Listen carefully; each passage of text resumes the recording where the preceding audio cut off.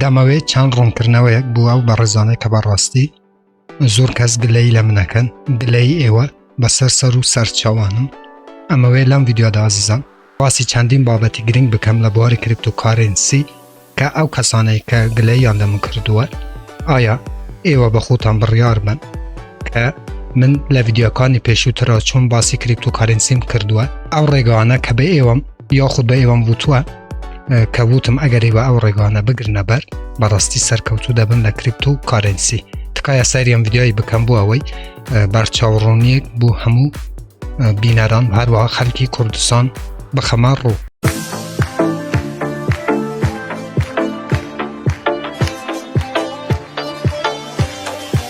بەناوی خوا سەلاو هاوڕان هیوامدار شوێنێ بن ساڵ و سەلامەت و تەندروست بن ئینشاڵڵا.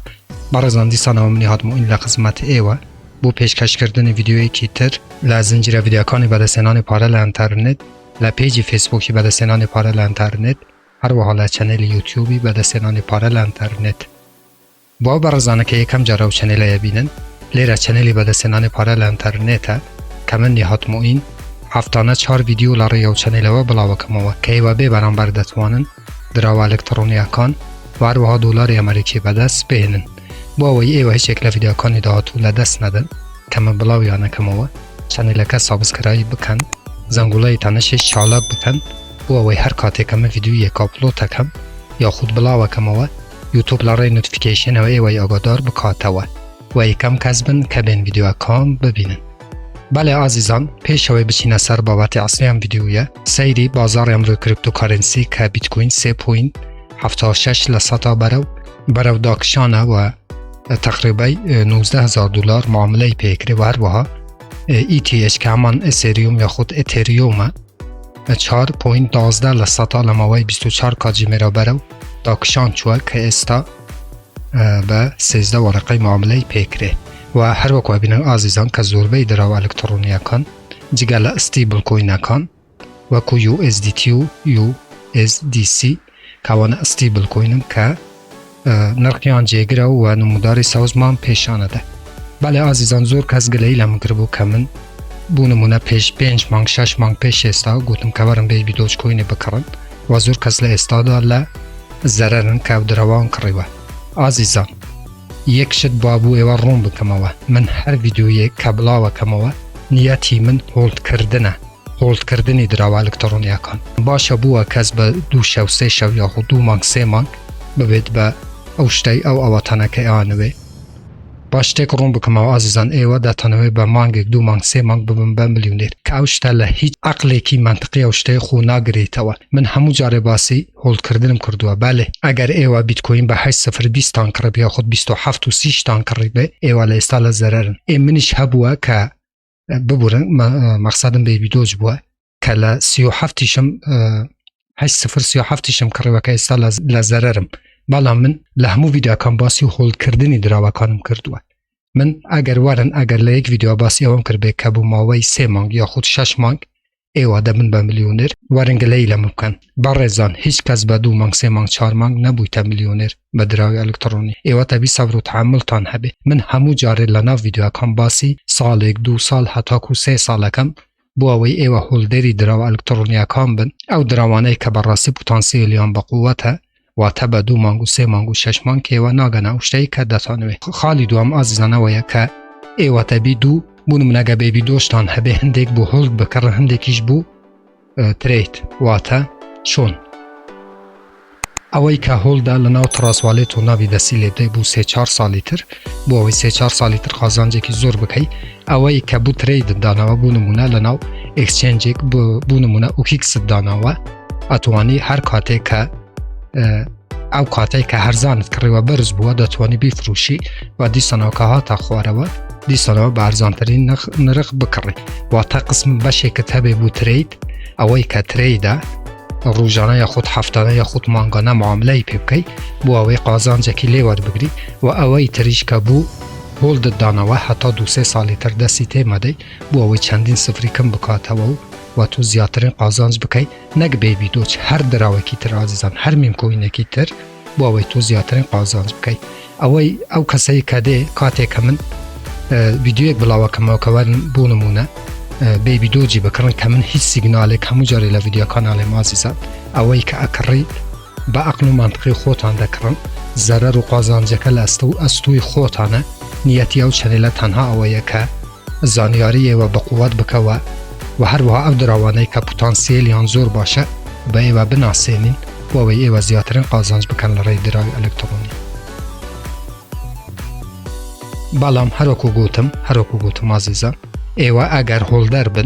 اگر بیبی دوج به 7-0 اشتان کری به ایوه تبی 2-3 سال مادم هولدری هیچ خمیاوت نبه چون که بیبی دوج کوین براستی که 5 اکتبرش او مانگه عزیزان سوا پی خوی به یک جاری لانج دبه برواتان هبه که بیبی دوج کوین ل 1-2 سالی تر دا براستی دتقیت و زیادترین قازانج با او کسانه دبه که هولدری بیبی دوج کوینن چون که زور مسیجو کامنتون بو هاتم به نسبت و که ایمه ایسال ضرر دای عزیزان اگر ایوه 2 ورقه 3 ورقه ضرر تان کر بیله ایستاده اگه هولدرن من زیکه 80-90 ورقم ضرر کردو بلا من زور آسودم چون من به ضرر دانانم چون یک بخوم حتی که 2025 حتی که سال 2025 وعده کم بخود آوه که هولدر بم و هیچ دراوک نفروشم او نیتی خومه او عقل و منطقی خومه که من حتی که 2025 دراوکان را بگرم ایوش تبی خودتان یک لایی بکنوه یان تریدری یان هولدری یانش هر دو کیانی عزیزانم هر وکو گوتم اگر هم تریدر و هم هولدر بو نمونه دراوکت کریوه اوی کلناوت راسوالیت هولد کردوه 3-4 سالی لیگره بو اوی زیادترین قازانج بکی اوش که بو ترید داناوه براستی داتوانی لکمترین نرخا بکری و گرانترین نرخاش بفروشیوه ابو عزیزان بیبی دوجی هم به 8-0 12 کریوه تاکو 8-0 20 شروع ای مادام تو تحمل و صبر و تحملت نیه دی بالا 8-0 20 نیوت فروش با و نیوشت را گر با درسته است بازار کریپتو کارنسی هموی عزیزان هموی روله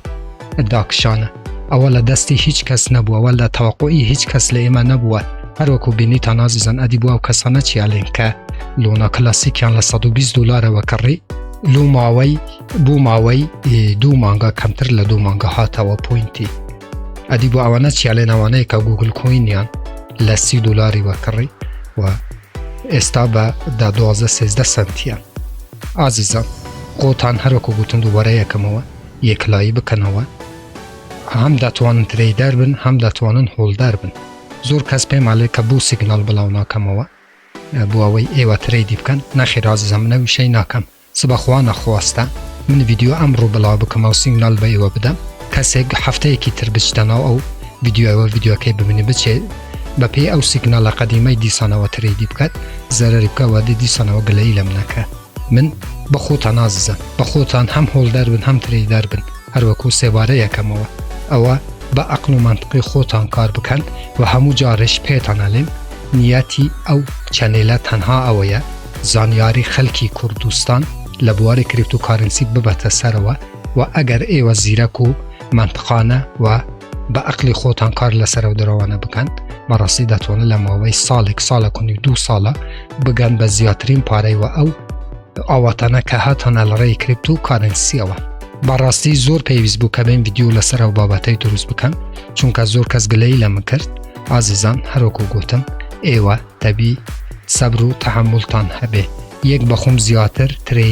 تریدر نیم ببورن من هولدرم و هر وکو دوباره یکموه حتی که 2025 صبر و تحملم هیا و او دروانه که کریوتم تا اوقاتی تا 3 سالی تر من صبری لسر دکیشم و دزانم که زیادترین قازانج لرای هولد کردنی او میمکوی خوشویسانه و اکم و هیچ پلشم نیه لفروشنی هم دروانه چکا یک بخوم دزانم که ترید ایشی همو کس نیه و ترید استریسی زوره و من ناتوانم سیگنال بوی والناو او چنیلا بلاو بکموه چکا خواه نخواسته شتی که ضرری گشتی هبه بخوم قبول ناکم عقل و منطقی من قبول ناکه من زیادتر پیم خوش خلکی ما هولدر بی و صبر و تحملی هبه بو اوی بو ماوی 1-2 سالی تر براستی زیادترین قازانج بکن لرای دراوی الکترونیا و ببورن که ویدیو کم دریش کرده و لم چند دقیقه عزیزان لخدمتی و بوم بو اوی براستی روم کرنوه یکی تاو بدم به ایوه و ایوش براستی سرکوتوتانه تر بن لرای بواری کریپتو کارنسی و یا خود همان دراوی الکترونی و جا هر رخنه کامنت بسیار کبوله جیر ویدیو علی چنل یوتیوبون بنووسن من لزوترین کاتا جوابی ایوه ادم و تا ویدیو یکیتر وبسایت یکیتر اپ یکیتر و برنامه یکیتر هموتان بخوی گوره اسپیرم خواه یار و پناهی ایوه بید خواتان لگل